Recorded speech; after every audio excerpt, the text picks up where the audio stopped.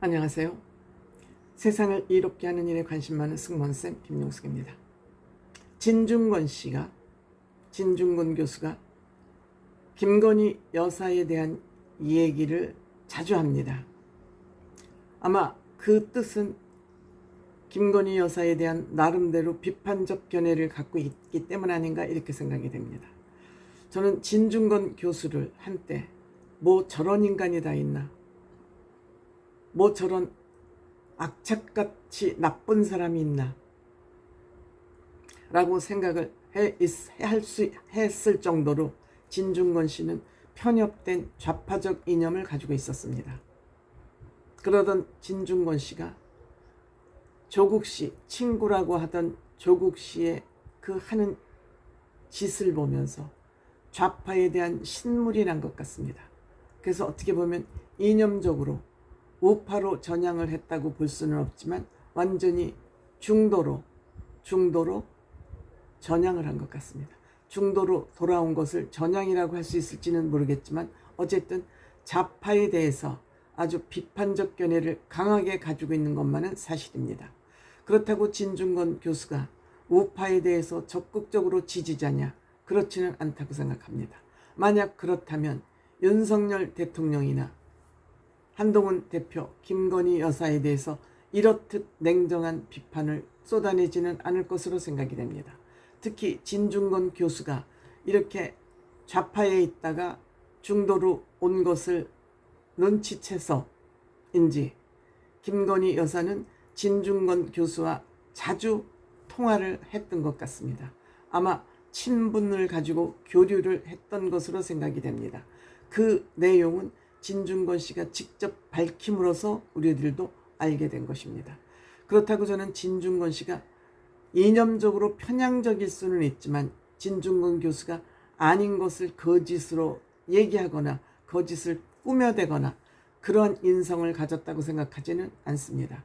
저는 진중권 교수에 대해서 점수를 주는 것은 얼마든지 정치권에서 진중권 교수에 대해서 러브콜이 많이 있음에도 불구하고 정당인으로서 활동을 할지언정 그가 구체적으로 권력 근처에 가서 권력 앞에 널름거리거나 권력을 탐하지 않았다는 것, 그것만 가지고도 저는 진중권 교수는 평가해 줄 만하다, 이런 생각을 저는 혼자 하고 있습니다. 뭐 다른 분들은 어떻게 평가할지 모르지만 이러다 보니 진중권 교수는 객관적으로 언제 어떤 상황을 보든지 자기 생각을 가감없이 손해 이익을 따지지 않고 직선적으로 말을 뱉는 그런 습관이 있습니다.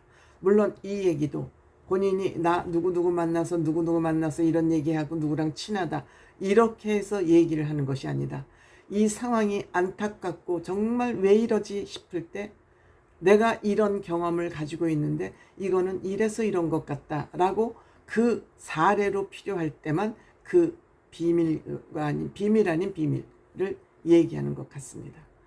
지금 진중권 교수는 김건희 여사에 대해서 맞듣지 않게 생각하는 것 같습니다. 물론 저는 대통령 부인이 부인으로서 그냥 그림자 내조만 하는 게 아니라 영부인이라도 지금 시대가 시대이니만큼 현모양처가 최선의 정답은 아니라고 생각합니다. 부인이 할 수 있는 역할이 있으면 하고, 얼마나 중요한 자리입니까? 대통령 부인이라는 자리가. 또 남편이 잘못 가고 있는 것이 보이면 남편에게 따끔한 얘기, 대통령 야당 짓을 가장 잘할 수 있는 자리가 바로 영부인 자리입니다. 대표적인 예가 우리 유경수 여사 아니겠습니까? 그 대찬 박정희 대통령 앞에 본인의 뜻을 굽히지 않았다 재떨이가 날아갔다 그러지 않습니까? 필요하다고 생각됩니다. 그런데 그 역할은 두 사람 사이에서 끝나야 되죠.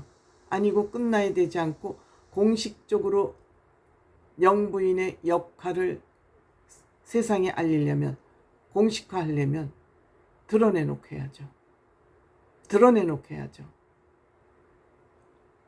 기자회견이든지 보도자료를 내든지 나는 대통령이 이 문제를 이렇게 처리하고 있는데 내가 부인이지만 부인의 입장에서 볼 때도 이 문제는 이러이러한 이유 때문에 대통령이 가고 있는 길이 바람직하지는 않은 것 같아.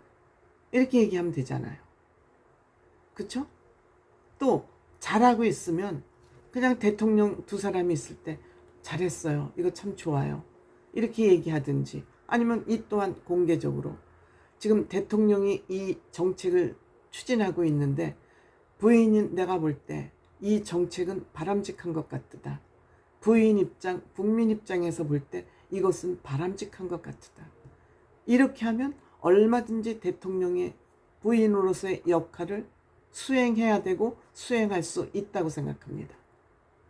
대통령 부인이라고 해서 정책에 대해서 국가가 나아가는 길에 대해서 의견이 없을 수가 없잖아요. 그럼 이때 그 의견을 어떻게 표출하느냐, 어떻게 공식화하느냐에 대한 문제는 고민해야 되고, 그래서 대통령 제2부속실이 필요한 거 아니겠습니까? 대통령 영부인 몸뚱아리 편하게 보좌하는 거, 차 문 열어주고 가방 들어주고 하는 것이 제2부속실이 할 일은 아니지 않습니까? 대통령실하고 제2부속실하고 정책에 대해서 조율을 해서 내 생각은 이런데 대통령 생각은 나하고 다르다. 그럼 이거를 조율을 해서 그것을 공식화하는 거. 뭐든지 대통령이라는 자리는 투명하고 공식적이어야 됩니다. 그런데 이 김건희 여사는 어찌해서 주변 아부꾼들한테 문자 메시지 주고받고 본인을 지지하고 칭찬하는 사람들하고 사적으로 통화하고 그것이 결정적으로 사건화 문제된 것이 명품백 사건 아닙니까? 그들을 왜 비공식으로 만납니까? 만나면 공식적으로 만나야죠.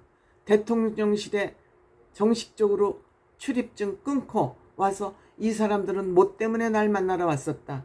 왜 공식화하지 않고 뭐든지 이렇게 비공식으로 하다가 나중에 들통이 나게 하는지 알 수가 없습니다. 이번에 진중권 교수가 김건희 여사하고 통화를 했다는 것도 무려 4월 10일 총선거가 끝나고 57분 1시간을 통화했다고 그러지 않습니까? 뭐 때문에 사적으로 비밀스러운 통화를 진중권 교수랑 해야 됩니까?